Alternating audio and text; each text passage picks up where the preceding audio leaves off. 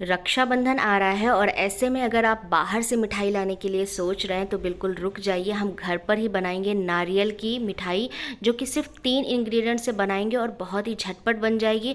और सबसे ख़ास बात इसमें यह है कि हम इसमें कुछ भी वेस्ट नहीं करेंगे नारियल में, यहाँ तक कि नारियल का छिलका भी हम फेंकने वाले नहीं हैं, इसका भी हम इस्तेमाल करेंगे। तो hello friends, welcome to my channel. अगर आपने मेरे चैनल को अभी तक सब्सक्राइब नहीं किया है तो प्लीज़ चैनल को सब्सक्राइब करिए, साथ ही बेल आइकन को प्रेस करिए, जिससे आने वाली हर एक वीडियो की नोटिफिकेशन आपको मिल सके। और वीडियो को लाइक करना बिल्कुल ना भूलिए। तो चलिए वीडियो को फटाफट शुरू कर लेते हैं।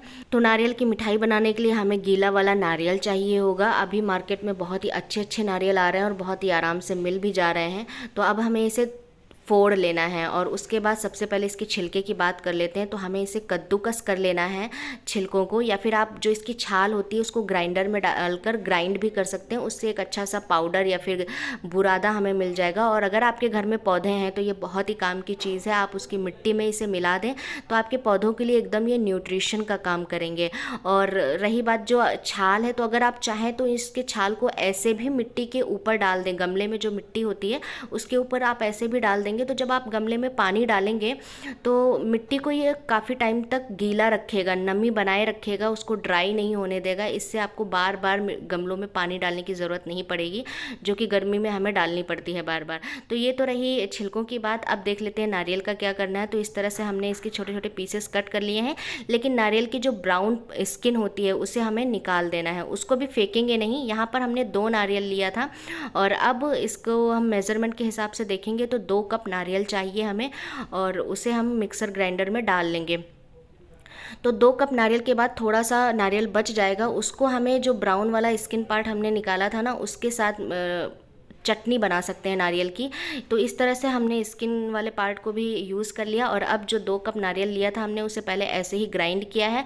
उसके बाद हमने इसमें डालना है 1 कप पानी। पानी डालने के बाद इसे वापस से ग्राइंड करेंगे। इससे हमारे पास एक दरदरा सा पेस्ट हमारा नारियल का तैयार हो जाएगा। ये देखिए बहुत ही अच्छा पेस्ट तैयार हो गया है। अब हमें लेना है एक बर्तन और उसमें लगाएंगे छन्नी, और उसके बाद जो हमने ये पेस्ट डाल लिया था ना इसको पूरा इस छन्नी पे डाल देंगे और उसके बाद प्रेस करके इसका दूध निकाल लेंगे। बेसिकली हमें नारियल का दूध चाहिए, जो कि आजकल मार्केट में बहुत ही आराम से पैकेट में नारियल का दूध, कोकोनट मिल्क मिल जाता है। लेकिन मैं प्रेफर करूँगी कि आप इसे घर पर ही तैयार करें। फ्रेश दूध रहेगा तो आपकी मिठाई में फ्रेशनेस भी बहुत अच्छी आएगी। तो इस तरह से प्रेस करके निकालना है। आप चाहे तो मलमल का कपड़ा लेके उसके अंदर ये पेस्ट डाल के और अच्छे से दबा के निचोड़ के निकाल सकते हैं। और अब जो दूध तो निकल आएगा, उसके बाद जो ये पेस्ट बचेगा इसका क्या करना है, तो इसे भी हम फेंकेंगे नहीं। आप चाहें तो इसकी भी चटनी बना सकते हैं, या फिर आप सब्जी बनाते हैं तो इसकी ग्रेवी में भी इसका इस्तेमाल कर सकते हैं, या फिर मेरी तरह आप इसका नारियल का बुरादा यानी कि डेसिकेटेड कोकोनट घर पर ही बहुत ही आराम से बनाकर तैयार कर सकते हैं। इस तरह से आपने देखा ना कि नारियल का कुछ भी हमने वेस्ट नहीं किया है, ना तो छिलका ना ही नारियल। तो अब ये तो हो गई वेस्टेज की बात। अब हम देख लेते हैं जो हमने दूध तैयार किया है इसमें हमें क्या क्या डालना है। तो जैसा कि मैंने कहा कि हम सिर्फ 3 इंग्रेडिएंट से बनाने वाले हैं, इसलिए एक तो हो गया नारियल, दूसरा हम इसमें डालेंगे 1/4 कप चीनी, और तीसरा हम डालने वाले हैं 1/4 कप कॉर्नफ्लावर। बस हम इन 3 इंग्रेडिएंट से बनाएंगे, बहुत ही ज़बरदस्त बनेगी। और अब इन सब को अच्छे से मिक्स कर लेना है, जिससे इसके लम्स बिल्कुल भी इसमें ना रहें, अच्छे से ये घुल जाए। आप नारियल को ग्राइंड करने से पहले थोड़ा सा एक पीस लेके नारियल का चख लें। अगर वो कम मीठा है तो आप यहाँ 2 से 3 टेबल स्पून चीनी की क्वांटिटी बढ़ा सकते हैं। अब हमें बर्तन तैयार कर लेना है, क्योंकि बाद में हमें बिल्कुल भी टाइम नहीं मिलेगा, इसलिए। तो हमने यहाँ पर, अगर आप मेटल का बर्तन ले रहे हैं तो इस तरह से केक टिन या फिर सिलिकॉन के मोल्ड या फिर इस तरह से कटोरी तो सबके घर में ही होती है, उसका भी इस्तेमाल कर सकते हैं, या फिर कोई भी टिफ़िन है घर में उसका इस्तेमाल कर सकते हैं। सिलिकॉन के मोल्ड को ग्रीस करने की बिल्कुल ज़रूरत नहीं, लेकिन अगर आप कोई मेटल का बर्तन यूज़ कर रहे हैं तो उसे ग्रीस करना बहुत ज़रूरी है। और ध्यान ये रखना है कि हमें तेल से नहीं, घी से इसे ग्रीस करना है। तेल का टेस्ट अच्छा नहीं आएगा हमारी जो स्वीट डिश बन रही है। तो अब सारी तैयारी हो गई है, अब चलते हैं गैस की तरफ। फ्लेम हमने ऑन कर लिया, और ध्यान रखना कि फ्लेम जो है वो बर्तन से बाहर ना निकले, इस चीज़ का ध्यान रखना है। और अब इसे हमें कंटिन्यू चलाना है, जो कि बहुत ज़रूरी है, क्योंकि हमने इसमें कॉर्नस्टार्च का इस्तेमाल किया है, इसलिए ये बहुत ही जल्दी इसमें थिकनेस आने लग जाएगी। आपको पता भी नहीं चलेगा, चलाते रहेंगे और इसमें थिकनेस आनी स्टार्ट हो जाएगी। और अगर ऐसे में हम इसे बराबर चलाएंगे नहीं तो ये जो नीचे से जलने के चांसेस बढ़ जाते हैं या फिर इसमें गांठ पड़ना शुरू हो जाएगी। इसलिए इसे बराबर चलाना बहुत ज़रूरी है, तभी हमारी मिठाई जो है वो अच्छे से सेट होगी या एकदम स्मूथ पेस्ट हमारा बनकर तैयार होगा। तो अब आप देख सकते हो स्क्रीन पर इसकी थिकनेस बहुत ही जल्दी जल्दी बढ़ने लग गई है। लेकिन इसकी सबसे ख़ास बात यह है कि बहुत ही कम सामान से और बहुत ही झटपट बन जाती है। इसलिए इस रक्षाबंधन पर भाइयों के लिए तो आप ये मिठाई ज़रूर बनाइएगा, मेरे कहने से एक बार ट्राई करिएगा, बहुत ही ज़बरदस्त तैयार होगी आपकी ये मिठाई। अब आप ये देखिए थिकनेस कितनी अच्छे से बढ़ रही है, बस थोड़ा सा हमें इसे और चलाना है और हमारा जो ये घोल है एकदम परफेक्ट तैयार हो गया है। देखिए आप यहाँ पे इसकी कंसिस्टेंसी देख सकते हैं, बिल्कुल रिबन जैसी कंसिस्टेंसी है, ऐसे ही हमें चाहिए। अब गैस का फ्लेम ऑफ कर देंगे और फटाफट इसे सेट करना है, क्योंकि इसीलिए हमने पहले से ही बर्तन तैयार करके रखा था। अब आप यहाँ पे जो केक टिन हमने ग्रीस करके तैयार रखा था, इसमें ही हम इस घोल को डाल देंगे। वैसे तो ये पूरा इसमें ही डाल देते तो भी ये अच्छे से सेट हो जाता, मतलब बर्तन इतना सफिशिएंट था। लेकिन मैंने यहाँ पर आपको दिखाने के लिए कि हम इसे छोटे छोटे पीसेस में भी सेट कर सकते हैं, इसलिए मैंने थोड़ा सा घोल बचा लिया है यहाँ पर। और अब जो इसका सरफेस है इसे एकदम बराबर से क्लीन कर देंगे, जिससे ऊपर से एकदम प्लेन हो जाए।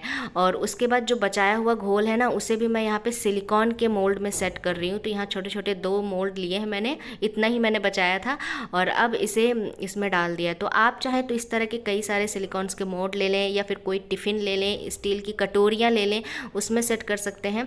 या फिर आप बड़े पीसेस में सेट करना चाहते हैं तो इस तरह से केक टिन ले सकते हैं।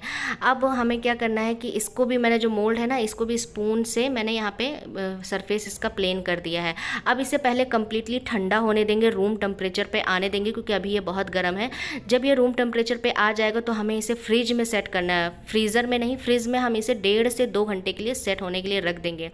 2 घंटे में आपकी ये मिठाई बिल्कुल परफेक्ट सेट होकर तैयार होगी। ये देखिए मैंने निकाल लिया 2 घंटे बाद, और हाथ लगा के देखेंगे बिल्कुल भी चिपक नहीं रही है, बिल्कुल भी गीली नहीं है, मतलब अच्छे से सेट हो गई है। तो सबसे पहले सिलिकॉन वाला डिमोल्ड करते हैं। बिल्कुल आसान है, कुछ नहीं करना है। सिलिकॉन के मोल्ड को बाहर की तरफ फोल्ड कर देना है और ये बिल्कुल आराम से निकल कर हमारे हाथ में आ जाएगी। बिल्कुल एकदम जेली जैसी बनी है, एकदम जेली वाली कंसिस्टेंसी आई है इसकी, तो बहुत ही अच्छे से सेट हो गई है। अब आप देख सकते हैं, तो इस तरह से भी आप कर सकते हैं। अब हमें यहाँ पे थोड़ा सा इसे गार्निशिंग करना है, तो जो कि बिल्कुल ऑप्शनल है। मैंने कहा ना कि ये बिल्कुल ऑप्शनल है, मिठाई आपकी ऐसे ही आप सर्व कर सकते हैं, बहुत ही अच्छी लगेगी।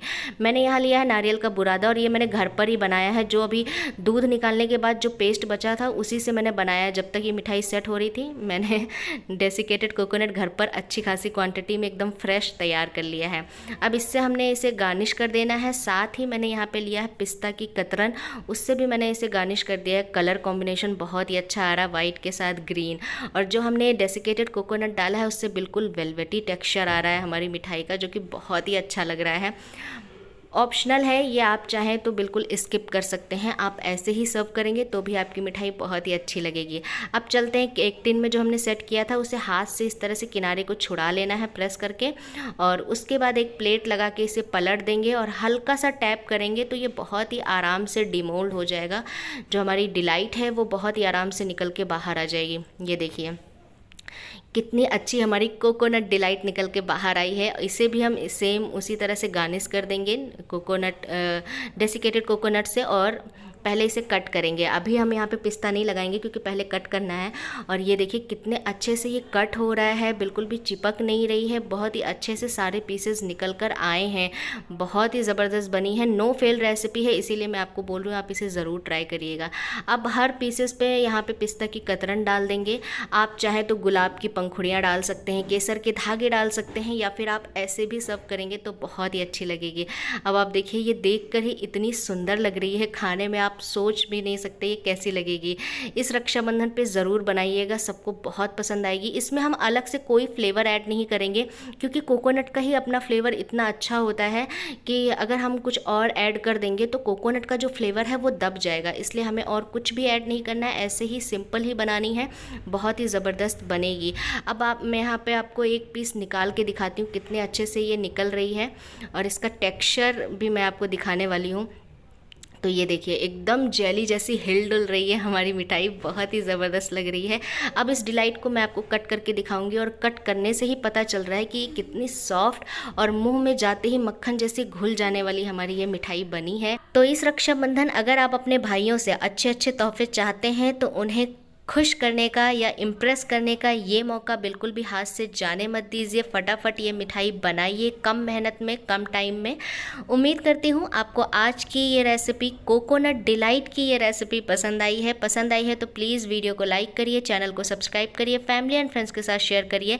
इन स्क्रीन पर आपको 2 रेसिपीज़ दिख रही हैं, उन्हें देखना बिल्कुल ना भूलिए। और हाँ, कमेंट करके ज़रूर बताइए आपको आज की ये रेसिपी कैसी लगी। एंजॉय।